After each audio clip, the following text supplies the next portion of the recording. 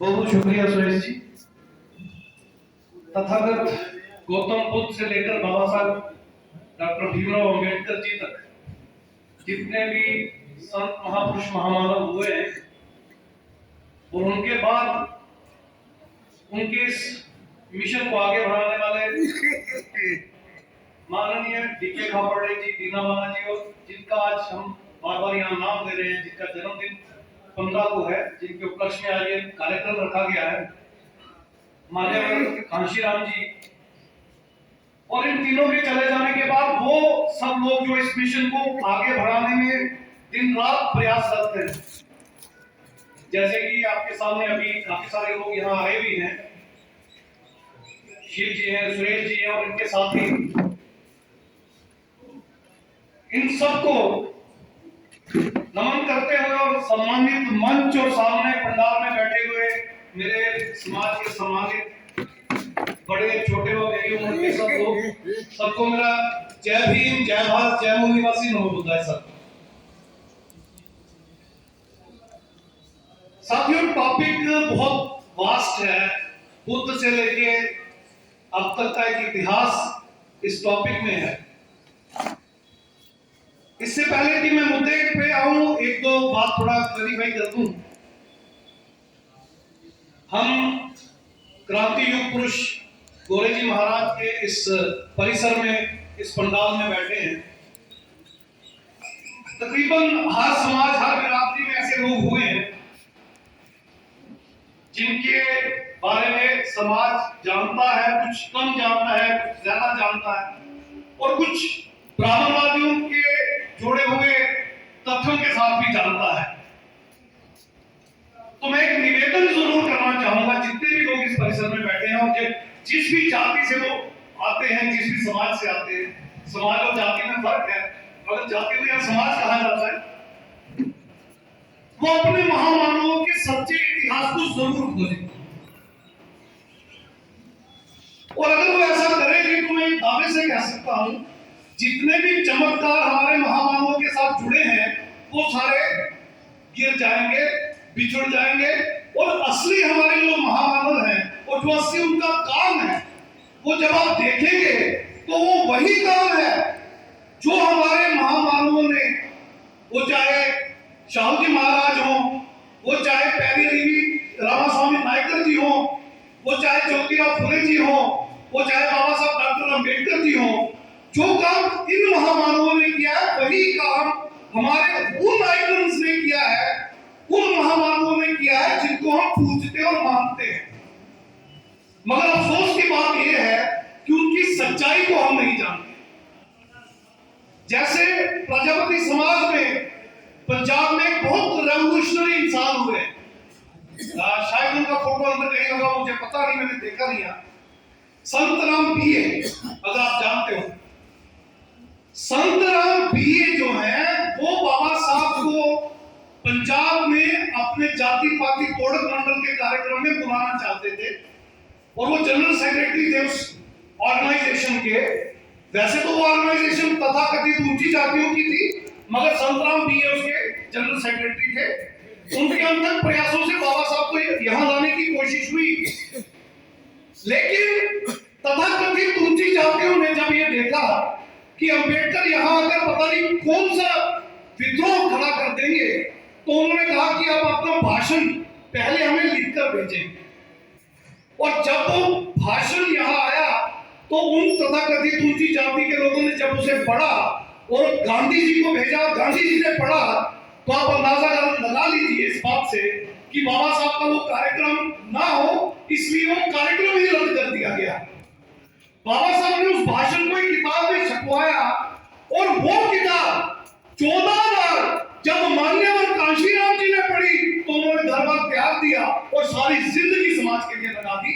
वो भाषण संत राम पीए जी के एफर्ट्स पर बाबा साहब doctor B are Ambedkar ji ने लिखा था।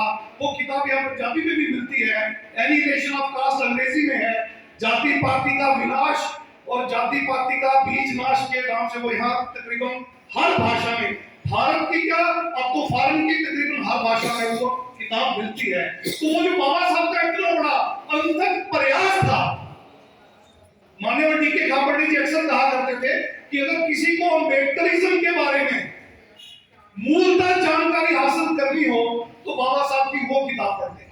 और वही किताब मान्यवर डी के खापर्डे जी ने जब मान्यवर कांशीराम जी को दी तो कांशीराम जी एक साधारण व्यक्ति से वो कांशीराम बन के जिनकी आज आप सुबह से लेकर चर्चा की।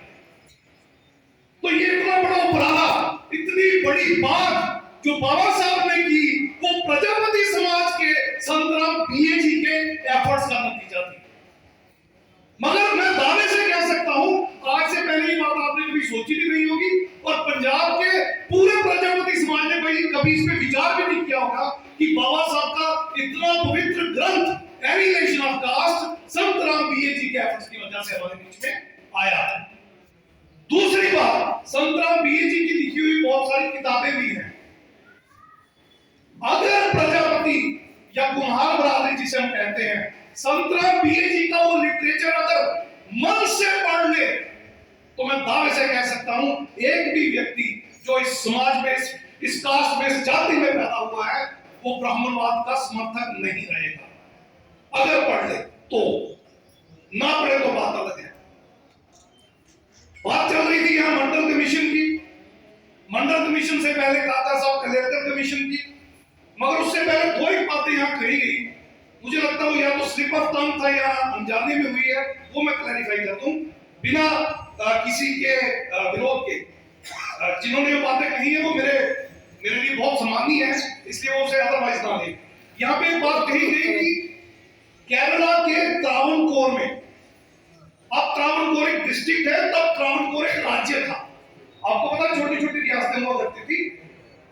यहां कहा गया कि त्रावणकोर में हमारी महिलाओं को कमर से ऊपर वस्त्र नहीं पहने दिए जाते थे, तो राजा की वजह से वो वस्त्र पहनाए। ये बात सच्ची नहीं। सच ये है कि वो राजा ब्राह्मण था, उसके आदेश पर मंदिर और राजा के आदेश पर वस्त्र उतारे गए थे। वो वस्त्र पहनाने के लिए नागेली नाम की एक लेडी ने संघर्ष किया और अपने दोनों स्थानों की छातियां काटकर केले के पत्ते पे रखकर मुलाकरम टैक्स के रूप में उस व्यक्ति को दे दी जो राजा की तरफ से टैक्स लेने आया था, और वो वहां मर गई। उसकी चिता में जलकर उसका पति भी राख हो गया। और इस विद्रोह के बाद वो जो प्रथा थी उसमें कुछ हद तक रोक लगी, मगर उसके बाद भी वो प्रथा चलती रही। तो खत्म कब हुई वो प्रथा? खत्म कब हुई? जब केरला में एससी समाज में एक व्यक्ति जिसका नाम अयंकाली था, नोट कर लीजिए, आज नेट में सर्च कर लीजिएगा, अयंकाली नाम का एक व्यक्ति था जिसने एक परसा अपने हाथ में रखा और एससी समाज के लोगों को उस समय रास्ते पे चलने की इजाजत नहीं थी। उसने एक बैलगाड़ी बनाई, उस पर चढ़कर परसा हाथ में लेकर पूरे त्रावणकोर को चैलेंज किया कि जो मेरा रास्ता रोकेगा मैं उसकी गर्दन काट दूंगा। और उसने ऐसा किया। सबसे पहले उसने अपनी मां को कहा, ये जो साड़ी तुम तथाकथित ऊंची जाति के लोगों के सामने अपने शरीर से नीचे गिराती हो, आज के बाद नहीं गिराओगी। अगर तुम गिराओगी तो तुम्हारी गर्दन काट दूंगा, और अगर किसी और ने आगे से हाथ लगाया तो उसकी गर्दन काट दूंगा। ये कार्यक्रम अयंकाली ने चलाया। बाद में वो अयंकाली एमएलए भी बने थे ब्रिटिश गवर्नमेंट में, बाबा साहब से पहले अयंकाली एमएलए बने हैं। और जो बाबा साहब ने जितने भी रेवोल्यूशनरी स्टेप्स लिए हैं वो अयंकाली ने केरला में उनसे पहले लिए हैं। इसीलिए केरला 100% लिटरेसी रेट है। केरला में 100% अगर साक्षरता आई है तो बाबा साहब से पहले आई है, और वो अयंकाली की वजह से आई है। तो अयंकाली वो रेवोल्यूशनिस्ट था जिसने वो कपड़े तन पर वापस पहनाए, राजा ने नहीं पहनाए। राजा ने और मंदिर के पुजारियों ने, पंडितों ने, ब्राह्मणों ने वो उतरवाए थे, पहनाए नहीं थे। मुलाकरम का टैक्स लेने मंदिर और राजा का व्यक्ति आया करता था। इतिहास को थोड़ा बारीकी में समझिए। दूसरा, मेरे एक पूर्व वक्ता यहां कुछ बोल रहे थे, उनका रेफरेंस कुछ और था, मगर वो कुछ ऐसा बोल रहे कि मुझे उसको थोड़ा सा सीधा करना पड़ेगा। उन्होंने कहा तथागत गौतम बुद्ध के समय पे तकरीबन समाज अनपढ़ था, अंधेरे में था। इससे बड़ा झूठ मैंने जिंदगी में नहीं सुना। ये गलत धारणा है। तथागत गौतम बुद्ध पहले नहीं थे, 28वें थे। उनसे पहले 27 बुद्ध हो चुके थे और एनलाइटनमेंट अपनी पीक पे थी। ज्ञान, एजुकेशन भारत में तथागत गौतम बुद्ध के समय में पूरे उरूज पर था, पीक पर था। तब जाकर गौतम बुद्ध ने मानवता के दुख के कारण के निवारण और उसके मार्ग की बात की। ये 27 बुद्ध जो पहले काम कर चुके थे, उनके काम का निचोड़ तथागत गौतम बुद्ध ने निकाला था। और गौतम बुद्ध जब इस निचोड़ पे पहुंचे थे तो भ्रमण करके बहुत सारे लोगों के पास गए थे। एक से बढ़कर एक इंटेलेक्चुअल उस वक्त अवेलेबल था। वो सब के सब पूर्ण भारतीय थे। तब ये विदेशी आर्य लोग यहाँ नहीं आए थे, ये ब्राह्मण लोग भारत में तब नहीं आए थे।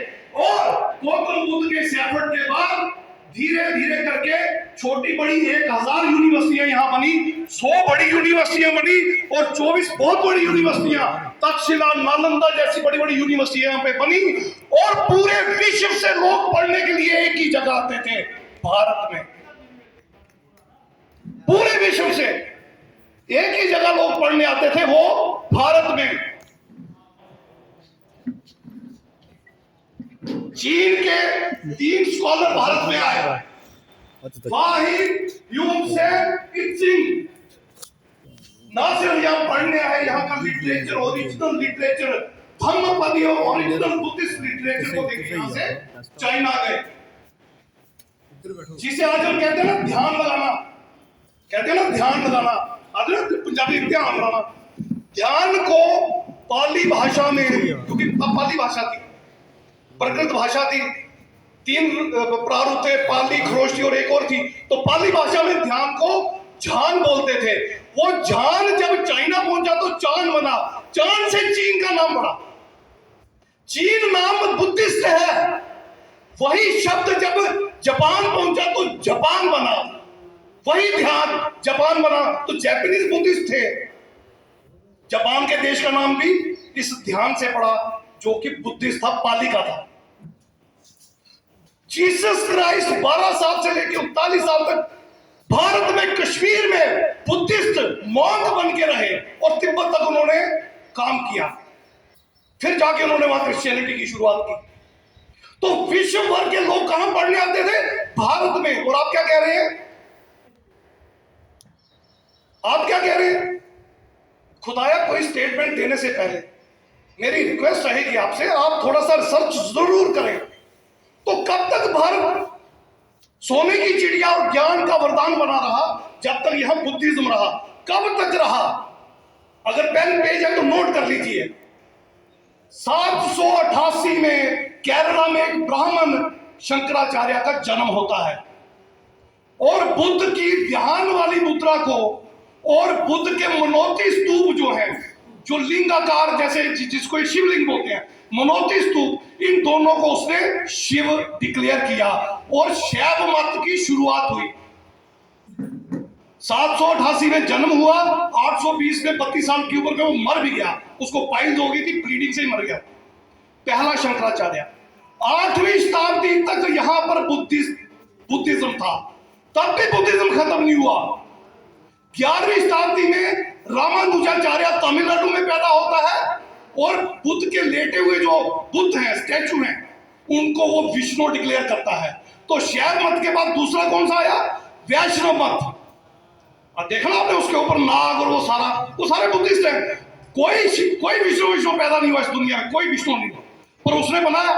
तो शैव मत के बाद आ गया वैष्णव मत। और तीसरा माँ तारा जो बुद्धिस्ट आइकन थी, और बुद्ध के जो छोटे स्टैचू थे उसको उन्होंने शाक्त मत, शक्ति का रूप, माँ का रूप जो है वो डिक्लेयर किया। हिंदू धर्म के 3 ही आप इसको हिंदू धर्म कह रहा हूं मैं, इस पे भी एक्सप्लेनेशन दे देता हूं। तो इसमें शैव मत 8वीं शताब्दी, 11वीं शताब्दी में वैष्णव मत और 13वीं शताब्दी में शाक्त मत। 3 मत 13 अखाड़े पूरे हिंदू हिंदू धर्म की बुनियाद क्या है? 3 मत 13 अखाड़े। अखाड़ों का क्या काम था? बुद्ध विहारों को कब्जा करके मंदिरों में कन्वर्ट करना। अभी भी इनकी लड़ाई लगी रहती है, आपको पता होगा। कुंभ के मेले में शाही स्नान पे इनकी तलवारें निकलती हैं अभी भी। जैसे आपके यहाँ निहंग है या खाड़कू है, वही इनका वहां पे रोल है। रोल क्या है? बुद्ध विहारों को। और ये जो 4 धाम है, चारों धाम बुद्ध के, जाके देख लीजिए। तो 11वीं शताब्दी 13वीं शताब्दी तक तो यहां पर बुद्धिज्म था। कोई वर्ण व्यवस्था नहीं थी, कोई जाति व्यवस्था नहीं थी। तो फिर आप ये जातियों में बंटे कब? अगला सवाल आपके सामने, आप जातियों में कब बंटे? आपकी जाति और वर्ण कब बने? ये 11वीं और 13वीं शताब्दी के बाद का सारा खेल है। और तब यहां पे टर्की से हमलावर आते थे, जिनके बारे में मेरे कुछ साथियों ने जिक्र भी किया। टर्की हमलावरों के बाद अफगानिस्तान से हमलावर आने लगे, मुगल हमलावर आने लगे। तो मुगल काल और ब्रिटिश काल में ये जातियां जो है पुख्ता हुई। यानी आज से 800-900 साल पहले तक हमारी कोई जाति नहीं थी। ऑन रिकॉर्ड बता रहा हूं, हमारे यहाँ पे बाइक पड़ गई, हजारों साल की गुलामी, हजारों साल। और कौन से हजारों साल? मैं शर्त लगाता हूं, आ जाइए शास्त्रार्थ करते हैं इस पे, जितना कंपटीशन करना कर लीजिए। 800-900 साल से पहले हमारे यहाँ ना वर्ण थे ना जातियां थी। तो फिर था क्या? मानव एक समान, हर इंसान की बराबर पहचान थी। हर इंसान की बराबर पहचान थी। इसके उदाहरण में मैं आपको एक बात बताना चाहता हूं, जिसको ये लोग हिंदू धर्म कहते हैं। 1871 से लेकर 1931 तक 10-10 साल के बाद सेंसस हुआ है ब्रिटिश गवर्नमेंट के टाइम में। शिव जी ठीक कह रहा हूं मैं? 1871 से लेकर 1931 तक जो सेंसस हुआ है ब्रिटिश काल में, वो कास्ट बेस्ड सेंसस था, जाति आधारित सेंसस था। ठीक है, उसमें धर्म और जाति दोनों लिखे जाते थे। ठीक है, मैं चैलेंज करता हूं सब लोगों को, जाइए रिकॉर्ड ले, रिकॉर्ड अवेलेबल है इंडिया में, फॉरेन में भी है, इंडिया में भी है। कास्ट बेस्ड सेंसस का रिकॉर्ड अवेलेबल है, जाइए, मैं चैलेंज करता हूं, ले आइए। कहीं हमको हिंदू लिखा है क्या? एससी को, एसटी को, ओबीसी को कहीं हिंदू लिखा है क्या? तो फिर हम कब बने? 1920 तक, नोट कर लीजिए, 1920 तक ब्राह्मणों के सारे लीडर कहते थे हिंदू शब्द हमें दी हुई गाली है। 1920 तक एक बहुत बड़े लीडर है महाराष्ट्र के, वो केसरी नाम की अखबार निकालते थे, नाम था उनका बाल गंगाधर तिलक। रिकॉर्ड में उनकी सारी अखबारें अवेलेबल है, जाके पढ़ लीजिए। हजारों आर्टिकल्स हैं उस बंदे के, और उसकी अखबार में और ब्राह्मणों के हजारों आर्टिकल है। हम हिंदू नहीं है। कौन लिख रहा है? ब्राह्मण। जो ब्राह्मण 1920 तक खुद को हिंदू नहीं मान रहा, वो आपको हिंदू मानता था क्या? जो खुद को नहीं मान रहा, वो आपको हिंदू मानता था क्या? फिर 1920 के बाद ऐसा क्या हुआ कि वो खुद को भी हिंदू मानने लगा और आपको भी कहने लगा, गर्व से कहो हम सब हिंदू हैं? क्योंकि 1919 में फर्स्ट इंडिया एक्ट आया और ब्रिटिश पार्लियामेंट में एक लॉ पास हुआ कि सबको वोट देने का अधिकार होगा। तो इनको पता चल गया कि यहां भी हमारे साथ हम सब लोग वोट देंगे। तो पॉपुलेशन किसकी है? 60% पॉपुलेशन ओबीसी की है, पर 14-15% पॉपुलेशन इससे ज्यादा एससी की है, इतने ही मुस्लिम है, 8% एसटी है। तो ब्राह्मण क्षत्रिय वैश्य बचे कितने? 5%, 6%। क्या वो कभी रूल कर सकते हैं? नहीं कर सकते। उनको वोट चाहिए थे, वोट के लिए उन्होंने हिंदू का आवरण ओढ़ा, आपको भी हिंदू बना दिया। 800 साल पहले तक आप एक ही नाम से जाने जाते थे, बुद्धिस्ट या मानव या इंसान। और इन 800 सालों में बढ़ते बढ़ते बढ़ते आप कितने टुकड़ों में बढ़ गए? मेरे एक साथी अभी बता रहे थे आपको, 6743 जातियों में बढ़ गए। 6743 जातियों का मतलब क्या है? अब हम अपनी जाति को समाज कहते हैं, और हर जाति कह रही है इंडिया की पूरी जाति इकट्ठी हो जाए। मान लेते हैं जैसे यहां हम खड़े हैं, प्रजापति समाज की बात करते हैं, चलो सारे प्रजापति इंडिया के इकट्ठे हो जाएंगे, तो इनकी परसेंटेज कितनी होगी? 6743वां हिस्सा है ना, हर जाति का एक एक हिस्सा। तो क्या 6743वां हिस्सा कभी रूल कर पाएगा क्या?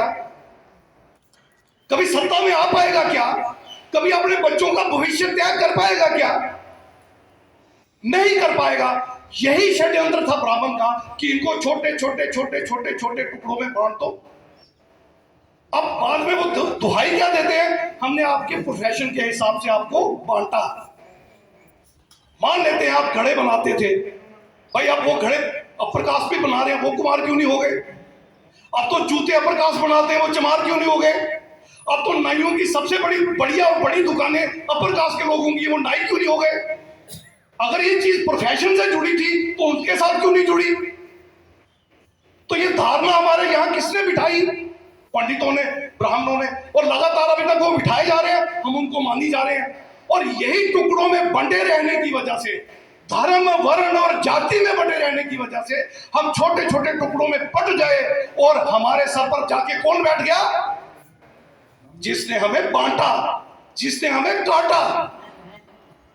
सत्ता उसकी, शासन उसका, सारी सरकारें उसके कब्जे में है, प्रशासन उसका, 80% से ज्यादा नौकरियां उसके कब्जे में है, न्यायपालिका उसकी, 90% हाई कोर्ट और सुप्रीम कोर्ट के जज अपर कास्ट के हैं, मीडिया सारे का सारा 99% मेन स्ट्रीम मीडिया उसका, इस देश के सारे साधन संसाधन उसके।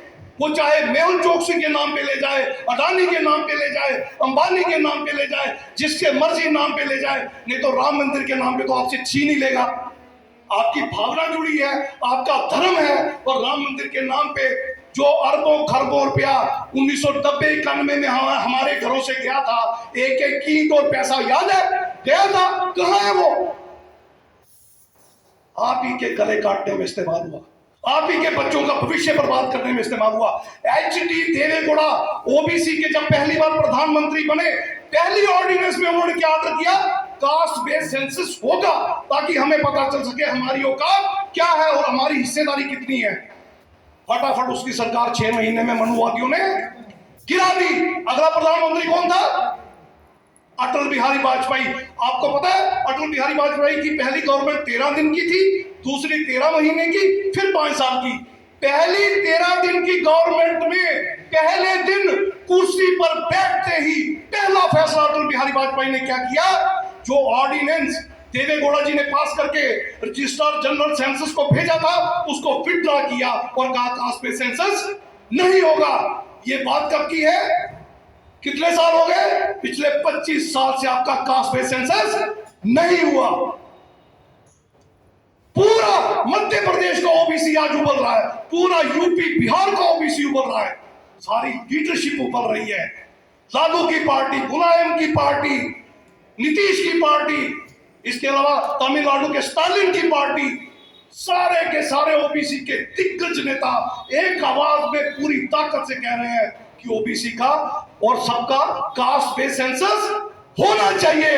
और 2%, 1.5% ब्राह्मण, मुट्ठी भर मनुवादी क्या कह रहे हैं? नहीं होना चाहिए। और डेमोक्रेसी में, लोकतंत्र में बात किसकी मानी जाती है? जिसके वोट होते हैं, जिसकी ताकत होती है। 90-95% वोट वाला ये समाज उनका मुंह ताक रहा है, कटोरा हाथ में लेके भीख मांग रहा है कि हमारा सेंसस कर दो यार। तुम कुत्ते गिनते हो, तुम बिल्लियां गिनते हो, तुम गधे खोते भी गिनते हो, तू आम के पेड़ गिनते हो, अमरूद के पेड़ गिनते हो, केरी के पेड़ गिनते हो, नदियां नाले गिनते हो, ईंट पत्थर रेत बजरी सीमेंट की कुत्थियां तक गिनते हो। अबे यार रहम करो, हम 60% मजबूर लाचार बेकार अपना गला खुद कटवाने वाले सेंसस मांग रहे हैं, दे दो यार। लानत है हम पे, लानत है हम पे। आज तक मंडल कमीशन लागू नहीं हुआ, पता? आज तक। क्यों? क्योंकि हम भिख मंगे हैं। क्यों? क्योंकि हम नालायक हैं। हम इन लायक रहबरों की वो नालायक औलाद है जो जब मरेंगे तो इनको शक्ल नहीं दिखा पाएंगे। हम वो नालायक औलादे हैं जिनकी आने वाली पीढ़ियां उनके फोटो उतार कर जमीन पर रखकर जूते से रोज पीटेंगी कि तुम 90-95% नालायक अपना हिस्सा तक नहीं ले पाए। रोएंगी हमारे पैदा होने पर, अफसोस करेंगी हम पर, यहां तक कहेंगी हमें क्यों पैदा किया अगर तुम इतने बड़े नालायक थे तो। कभी धर्म के नाम पे बहक जाते हो, कभी राम मंदिर के नाम पे बहक जाते हो, कभी आस्था के नाम पर बहक जाते हो, कभी शराब पर बिकते हो, कभी 2 टुकड़े रोटी पे बिकते हो। टिके हुए समाज बन के रह गए हो तुम लोग। और ये मत कहो कि मंच पे बात करने वाला आदमी बेकार की बात करता है, ऐसा नहीं है। आज जितनी जागृति यूपी, बिहार, मध्य प्रदेश के ओबीसी में आप देख रहे हैं, महाराष्ट्र और तमिलनाडु में आप देख रहे हैं, वो हमारे जैसे बुलारों ने 24-24 घंटे घर परिवार त्याग कर, अपना सब कुछ वार कर लोगों में प्रचार प्रसार किया है, तो वहां आवाज उठ रही है। ऐसे कहीं कोई आवाज नहीं उठती। ये करना पड़ेगा, हर मोहल्ले, हर गली, हर घर में जाके करना पड़ेगा, तब जाके रेवोल्यूशन खड़ा होगा। और जब रेवोल्यूशन खड़ा होगा, बड़ी बार ये हिंदुत्ववादी नेता कहते हैं हम एक बार पेशाब कर देंगे तो मुसलमान बह जाएंगे। अबे सोचो, जिस दिन हम कर देंगे तुम्हारा क्या होगा। मैं चैलेंज करता हूं इन मनोवादियों को, आपने हमारा भविष्य बर्बाद किया, हमारे पुरखों का किया, अब आप हमारे बच्चों का भविष्य बर्बाद कर रहे हो। पूरे देश में एजुकेशन सिस्टम हाईजैक्ड है। आम आदमी अपने बच्चों को पढ़ा नहीं सकता, आम आदमी का बच्चा स्कूल नहीं जा सकता, अच्छे स्कूल में हम दाखिला नहीं ले सकते। आपकी स्वास्थ्य सेवाएं सब प्राइवेटाइज हो गई, खत्म कर दिया। आपके रोजगार को प्राइवेटाइज कर दिया, हाईजैक कर लिया। अंबानी का तलवा चाटोगे तो नौकरी मिलेगी, अडानी का तलवा चाटोगे तो नौकरी मिलेगी। सरकारी नौकरियां खत्म कर दी। पर्सनल सिक्योरिटी के नाम पे हम सब जानते हैं, हमारी बच्चियों का बलात्कार करके वो पेड़ पे टांग देते हैं, कुछ नहीं होता, कुछ नहीं होता। कुलदीप सिंह सेंगर नाम के राजपूत क्षत्रिय ने हमारी एक मासूम मौर्य बच्ची का, माइनर बच्ची का, नाबालिग बच्ची का बलात्कार किया, उसका पूरा खानदान खत्म कर दिया, उसको और उसके वकील को गाड़ी में उड़ा दिया। कुछ हुआ उसका? इंसाफ मिला आपको? नहीं मिला। हाथरस में हमारी एक छोटी सी वाल्मीकि समाज की बच्ची, बलात्कारियों को छोड़ दिया कोर्ट ने, 4 में से 3 बलात्कारियों को रिहा कर दिया, बरी कर दिया, और चौथे को हाई कोर्ट या सुप्रीम कोर्ट बरी करेगी। नोट करके रख लेना। क्या पर्सनल सिक्योरिटी है आपकी? रात को हल्का सा अंधेरा हो जाए, आपकी बच्ची घर ना हो, दिल धड़कता है, कलेजा मुंह को आता है, मन रोता है अंदर से, बच्ची आएगी कि नहीं आएगी कुछ पता नहीं। और अगर किसी अपर कास्ट दरिंदे ने उठा ली होगी, फिर तो इंसाफ भी नहीं मिलेगा, नहीं मिलेगा इंसाफ आपको। ना शिक्षा, ना स्वास्थ्य, ना रोजगार, ना आपका पर्सनल सिक्योरिटी का मसला। आत्म सुरक्षा और कानून की धज्जियां तो उड़ी चुकी हैं। रूल ऑफ लॉ नाम की यहां कोई चीज नहीं। और भारत का संविधान क्या कहता है? समता, स्वतंत्रता, बंधुता और न्याय पर आधारित समाज। समता, स्वतंत्रता, बंधुता और न्याय पर आधारित समाज। कहां है समता? आज भी मेरे ओबीसी भाइयों से मुझे गिला है, वो एससी भाइयों को अपने से नीचा मानते हैं। मुझे एससी भाइयों से भी गिला है, वो अपने में एक दूसरे में जाति के हाँ पे दूसरे को नीचा मानते हैं। किस सत्ता की हम बात कर रहे हैं? हम ब्राह्मण को ये पाठ नहीं पढ़ाना चाहते, हम तथाकथित ऊंची जातियों को ये पाठ नहीं पढ़ाना चाहते, मगर हमारे महामानवों ने हमें ये सिखाया था, तो क्या हमने अपनी जिंदगी में इसको उतारा? क्या हमारे अंदर से ये गंदगी गई? आज भी मैं दावे से कहता हूं, ये सारा पंडाल किसी वाल्मीकि के घर में जाके खाना या खाने या चाय पीने की बात हो, आप ऐसे 90% भाग जाएंगे। इतनी गंदगी और इतनी जहालत आपके अंदर बढ़ती उस मनुवादी ने। तो आप कब सोचोगे? अगर आज नहीं सोचोगे तो आप कब सोचोगे? और स्वतंत्रता, किस बात की स्वतंत्रता? ओबीसी की गौरी लंकेश एक स्टोरी कर रही थी आरएसएस पर, और एक स्टोरी कर रही थी ईवीएम पर। वही ईवीएम जिसके सहारे काशीराम की मूवमेंट का कत्ल किया कांग्रेस ने, और दरवाजे पर खड़ा होते उसको गोली मार दी। कौन सी स्वतंत्रता? इतना सा कुछ मोदी के खिलाफ बोल दीजिए, पुलिस उठा के लेके जाती है, पता नहीं चलता कहां गया। कौन सी स्वतंत्रता? एक छोटा सा आर्टिकल एक रिपोर्टर लिख देता है कहीं बीजेपी, आरएसएस या किसी संगठन के खिलाफ, उसकी लाश मिलती है नाले में। कौन सी स्वतंत्रता की बात कर रहे हैं आप?